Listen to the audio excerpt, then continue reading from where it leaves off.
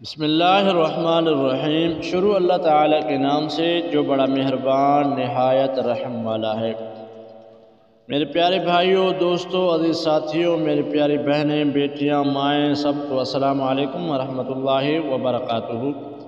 ناظرین، میں آپ کے لیے آج ایک اور وظیفہ لے کے حاضر ہوا ہوں۔ یہ وظیفہ آپ نے مغرب اور عشاء کے درمیان پڑھنا ہے۔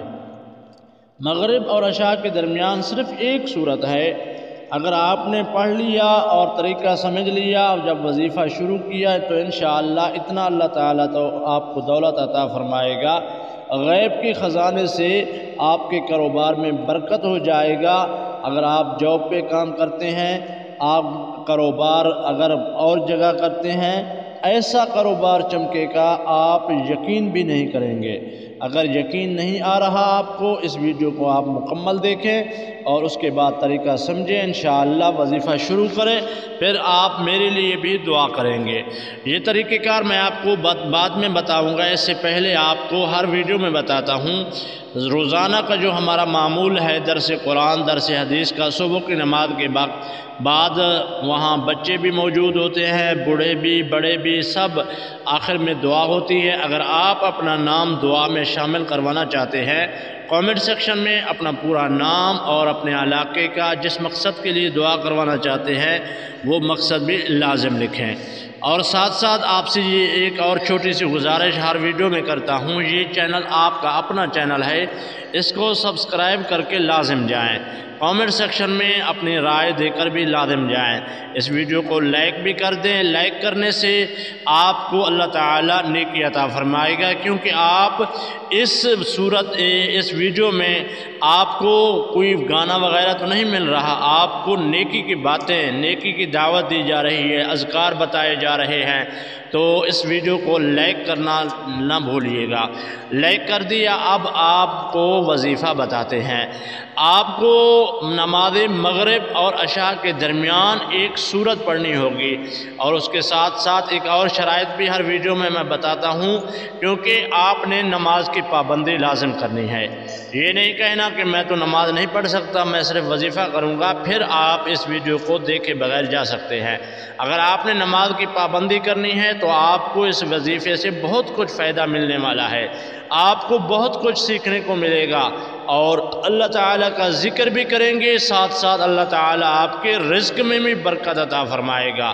تو چلیے وظیفے کو سٹارٹ کرتے ہیں۔ اس سے پہلے آپ نے یہ نیت کرنا ہے کہ میرا کام نہیں چل رہا، یا میرے رشتے کی بندش ہے، یا گھر میں جھگڑا ہے، کوئی بھی آپ کا پرابلم ہو، آپ نے وہ نیت کرنا ہے، اور نیت کرنے کے بعد آپ نے نماز مغرب ادا کر لیا۔ نماز مغرب ادا کرنے کے فوراً بعد آپ نے مسجد میں بیٹھ جانا ہے۔ اگر میری بیٹی، میری بہن، میری ماں کرنا چاہتی ہے، گھر میں مصلی پہ بیٹھ جائے، کام کاج سارے کر لے، آخر میں یعنی اکیلے بیٹھ جائے اور وہاں ان کو تنگ کرنے والا کوئی نہ ہو۔ تو مصلی پہ بیٹھنے کے بعد آپ نے سب سے پہلے درود ابراہیمی کو 21 مرتبہ پڑھنا ہے۔ درود ابراہیمی وہ جو ہم نماز میں پڑھتے ہیں، یا صلی اللہ علیہ وآلہ وسلم، یہ پڑھ لیں۔ اور درود ابراہیمی پڑھنے کے بعد سب سے پہلے آپ نے سورۃ الکوثر، جو قرآن پاک کی سب سے چھوٹی سورت ہے، جس میں اللہ تعالیٰ نے حوض کوثر کا ذکر بھی کیا ہے، اور اللہ کے محبوب کو فرمایا، اے میرے پیارے حبیب صلی اللہ علیہ وآلہ وسلم، آپ کو ہم نے حوض کوثر یعنی کوثر عطا فرمایا ہے۔ تو آپ نے اس سورت کو 300 مرتبہ پڑھنا ہے، یعنی ایک سورت چھوٹی سی سورت ہے، لیکن اس کو آپ نے 300 بار کیسے پڑھنا ہے وہ بھی آپ سمجھیں۔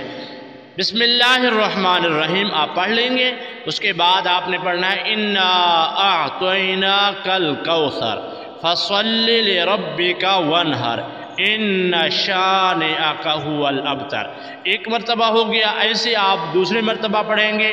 جب 300 بار مکمل ہو جائیں تو اس کے بعد آپ سجدے میں چلے جائیں۔ سجدے میں گڑ گڑا کے اللہ تعالیٰ سے جو بھی دعا مانگو گے اللہ تعالیٰ آپ کی دعا کو قبول فرمائے گا۔ سجدے سے اٹھتے ہوئے آپ نے پھر کسی سے بات نہیں کرنا۔ نماز عشاء کا وقت ہو جائے گا تو آپ نے نماز عشاء ادا کر لینی ہے۔